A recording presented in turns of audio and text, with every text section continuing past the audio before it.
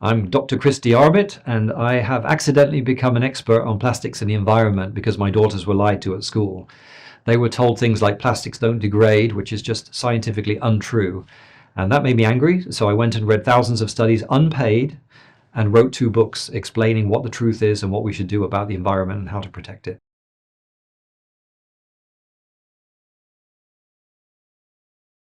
Probably the biggest misconception is that people think plastics are everywhere. There's mountains of plastics, we're drowning in plastics and all of this.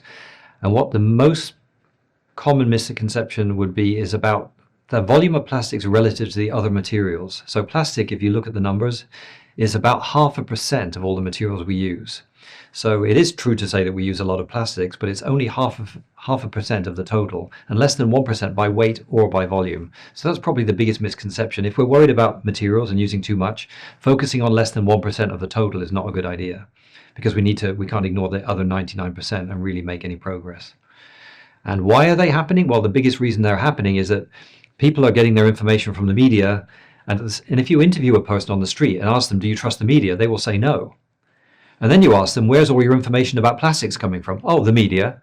And then you're like, well, so 100% of what you believe now is coming from an information source that you just told me you don't believe yourself. And that's a problem. They're not getting their information from scientists. They're getting it from media. And their job is to sell newspapers and to get you scared and make money and so forth. So that's unfortunate that the media is no longer really working in the best interests of the public.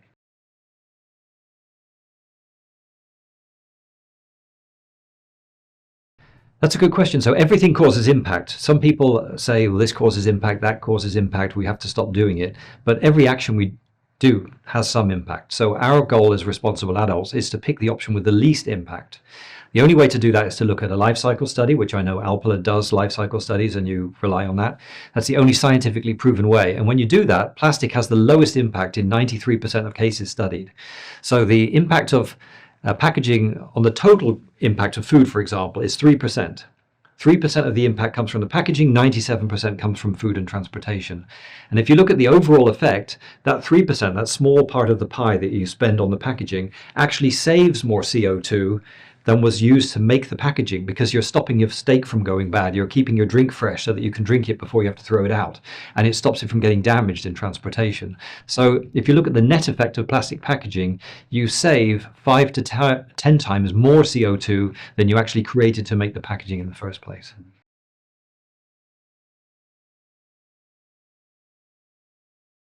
Plastics do have a role, but they're less than 1% of CO2, they're less than 1% of fossil fuel net, they're less than 1% of waste, and proven to reduce waste, fossil fuel, and CO2.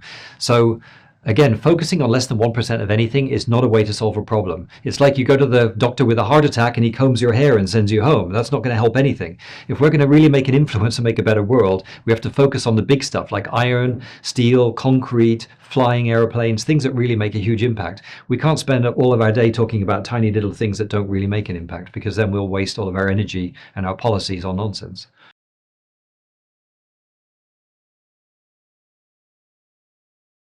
Yeah, that's another thing that to the public it seems like some kind of new danger that we're unaware of, and there's no testing and there's no science. And it's exactly the opposite. I've read 500 studies now on microplastics. We have 50 years of studies. We know that there's no toxicity. We know that there's 0.001%, I believe, of dust that we're breathing. So we breathe 200,000 times more other particles than we do plastic. And the rest of it, we just call it dust, right? And nobody thinks about it, even though it's got stuff that causes cancer in it, even though the other dust has things which are proven to be toxic and 200,000 times more. We completely ignore all of that and call it dust. And what they did was they took the tiny, tiny amount of plastic and gave it a special name, microplastic, to make it sound scary. So it's been a brilliant marketing campaign against plastic to invent a new name for a tiny part of dust and make it sound like some scary new thing when it really isn't. And if you search for micro wood, micro metal, micro glass, it doesn't exist. No hits on Google. Those things are just considered to be dust.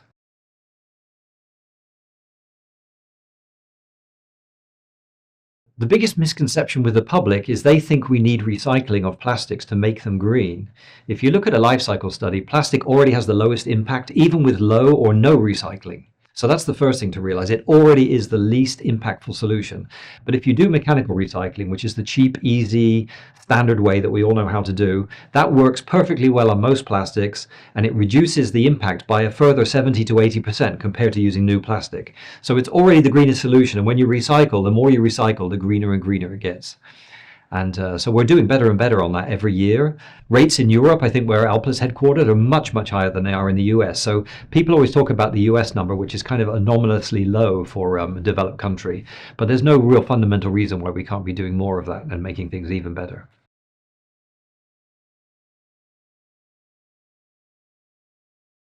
Probably the biggest thing we can do is to start getting the science in front of the public. Instead of what the NGOs are telling us, instead of what the media are telling us, we have to have a push, not to defend plastics, but just to defend truth, to get things out which are actually scientifically proven to be correct. People are saying plastics take 450 years to degrade, whereas scientific studies show that a plastic bag left outside just in your garden will degrade in 9 months.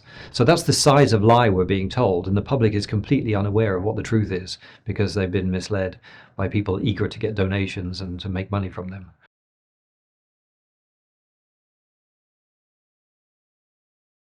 Well, as I said, it does have an impact, but it's usually the lowest impact choice. So if you replace plastic, you end up with 4 times more waste, way more litter, 3 times more greenhouse gas, and twice as much fossil fuel used. So there's a misconception around fossil fuel use in plastics as well. So the role of plastics is really to be the least impactful solution, and also to keep making it greener and greener every year. Recycling rates are going up. PET bottles, you get 97% collection rates in some countries, for example, Norway. There are many other countries. Germany, I think, has 95 or higher percent collection. You can recycle each bottle 10 times, gets greener every time. And at the end of life, you can still make a Patagonia fleece out of it. So it's kind of amazing what you can do with that material. So our goal, and some of the things that we're doing to make plastic even greener are invisible to the public. So I'm a polymer scientist. I've got a PhD in that, and I know that a PET bottle, like right in front of you, that used to be made with 25 grams of plastic or 20 something grams of plastic, and now it's like 9 or even 8 grams of plastic.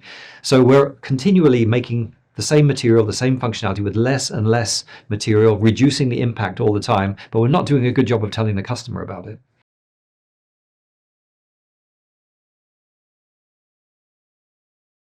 Well, I'll put it in the words of the former president of Greenpeace. Dr. Patrick Moore said he was the last scientist. They abandoned the environment decades ago. According to him, he's written 2 books and a report on this. And his opinion is that they're just telling lies for donations. They gave up on the environment and they're just running a business to get as much money as possible, according to him.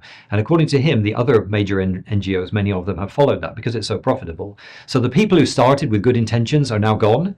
They left in disgust, and it's taken over by people who are just doing fancy marketing campaigns, trying to frighten us into donating. That seems to be what's happening now.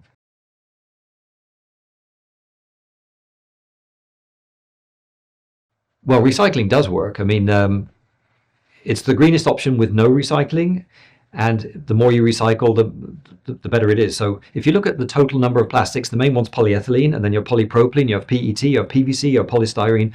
All of those can be mechanically recycled very easily. You just take it, you grind it up like in a coffee grinder type of machine, right? You don't actually use a coffee grinder, but it's for the people to understand. You grind it up, and then you melt it and make a new part, and you can do that several times. Each time it gets better and better. And that applies to about 90% of plastics. There are some which you can't do it that way. You have to use other ways. But mechanically recycling is easy, it's cheap, it's used all around the world, and it works just fine.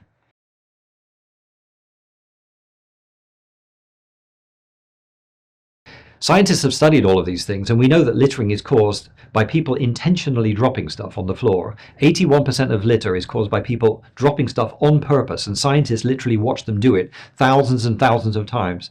And they don't want to blame themselves, right? They wouldn't. Who wants to blame themselves? So they drop this litter on the floor, and then they turn around and blame the litter, or they blame the material, or they blame Coca-Cola or Pepsi or the person who sold them the product.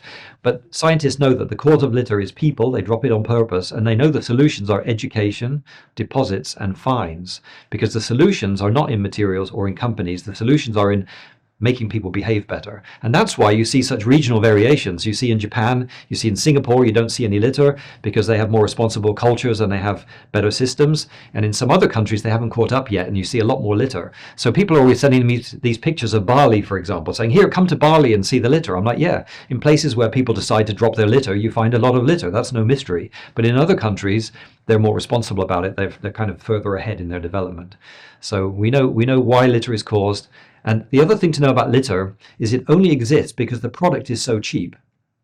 People don't drop things if they're expensive. So plastic is the cheapest, lowest impact solution, and that's why it's littered. If it was more expensive, if we made everything out of gold, nobody would be littering it. So that's another proof that litter is caused by people. And the only reason, so plastic is kind of being punished for being so cheap and so good at its job that we can afford to litter it.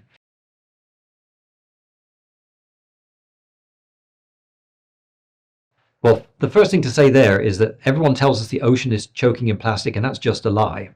There was a ship with a small, it's been going millions of miles, these ships, for decades, and this ship has to go with a small net 100,000 miles to find one piece of plastic bag. That's 4 times around the planet. So anyone telling you that there's 10 million tons of plastic going into the ocean, that's just wrong. That was an old guess that's been disproven by decades and decades of studies. Millions of miles saved. It's just not true. There is no floating island of plastic. No one's ever taken a picture of it. It's not on the satellite. It's just not a thing. So that's the first thing to say about ocean plastic.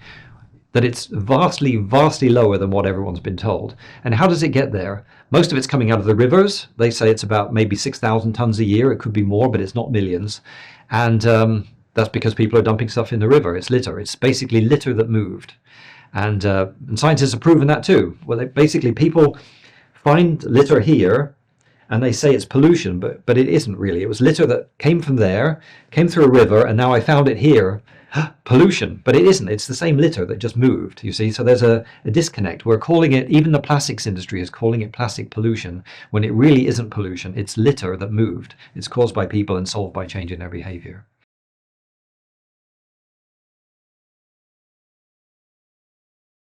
I know that's done a lot in Sweden, and it makes sense because plastic has the same energy content as coal or oil. It's made of the exact same chemistry materials. And so if you 85% of oil is burned immediately for cars, for diesel trucks, for airplanes, for heating. Nobody has a problem with that.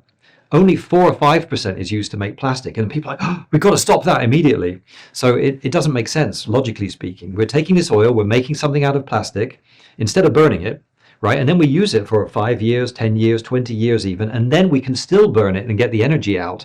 And now we're burning the plastic instead of burning the oil. So it's a logical breakdown. People are saying, I have no problem burning oil immediately, but I have a problem when we make it out of make something out of plastic, use it for many years, and then burn it. So burning is absolutely fine as far as I can work out. It makes sense because you're replacing the burning of fossil fuels when you do it, and then you had a useful life from the plastic.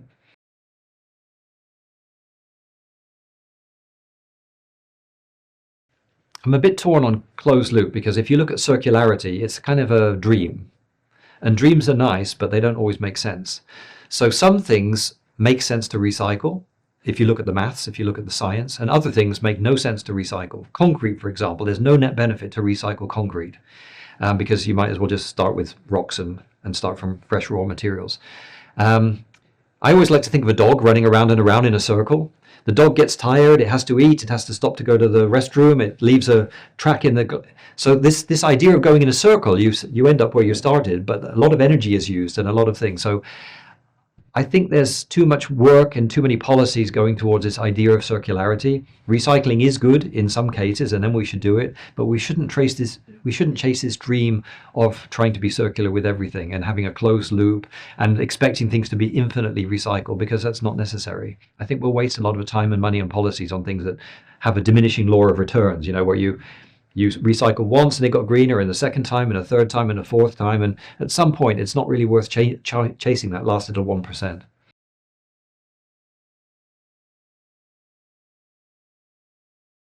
I always avoid, if you know my book, my first book and my second book, I try to avoid ever saying anything positive about plastic because I feel it's so cheap. But if somebody asks me it doesn't feel right. I'm not here to be in favor of plastic. I'm here to be a scientist and say what's true. If somebody directly asked me, what's the importance of plastic? If we took away plastic, the camera would go off, the microphone would go off, all the lights would go off. Plastic is insulating every wire in the world. So without plastic, we would have no cell phones, no internet, no electricity. We would go back to living in a cave. The whole of society would disappear overnight. You can ask ChatGPT, what would happen if plastic insulation disappeared now? The whole of society would collapse. And we would never be able to build a rocket ship to get off the planet and save humanity either. So there are some very real reasons why we need plastic as a material, and this demonization of plastic is counterproductive to the success of humanity as a whole, the survival of humanity in the long term.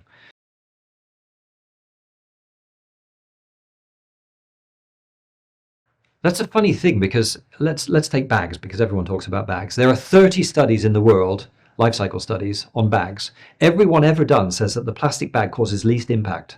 So any politician who is banning the thing that causes less impact than the alternatives is an idiot. Right? Because you can find these studies in 30 seconds on Google. You can literally type in life cycle bag and have a PDF from Clemson or some university around the world and have the answer in seconds, or you can ask ChatGPT.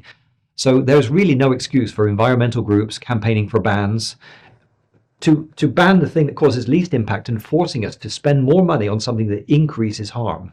Makes no sense. So that's the first part of the answer. The second part is, what happens when you do a ban? What happens when you do a study and say, what happened? What were the effects of my ban? And the answer is, you end up creating vastly more greenhouse gas, which is what every study said would happen, but you also end up selling way more plastic. Because at the moment, which sounds crazy, but at the moment, grocery bags are so thin, there's hardly any plastic there. You can see through them. Right, that's how thin they are. If you ban the grocery bag, which people reuse for a trash bag, now you have to go and buy a real trash bag, which is 5 times more plastic. It's much, much thicker. So ironically, the sales of plastic go exponential. So if the plastics industry really wanted to sell more plastic, they would be encouraging plastic bag bans because they can sell so much more plastic. So that's the funny thing. We know that it's a bad policy. We know you shouldn't do it. Politicians do it anyway to look good, and then they look like an idiot 2 years later when you study the effects of what their action were, and then they have to reverse their own ban, which never should have happened in the first place. And that's unfortunate for the politician and for us as well.